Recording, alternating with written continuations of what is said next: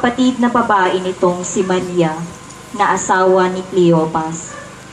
Naroon din si Maria Magdalena na makita ni Jesus ang kanyang ina at ang minamahal niyang alagad sa tabi nito, kanyang sinabi, Ginang, narito ang iyong anak.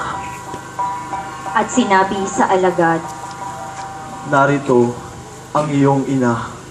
Mula noon, siya'y pinatira ng alagad na ito sa kanyang bahay.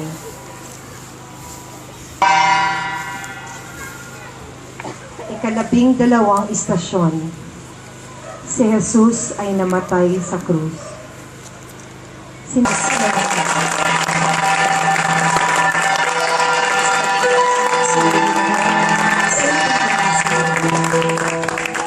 Bakit ka hinahanap ang buhay sa gitna ng mga pagkain? Wala na siya dito. Siya muli ng buhay. Nagdamag ang kasalanan niya sa inyong sa kanila siya. Ang trabaho kailangan magpapalagay sa mga kasalanan niya. At ay para sa Diyos. At sa ikatlong araw ay muling nabuhay.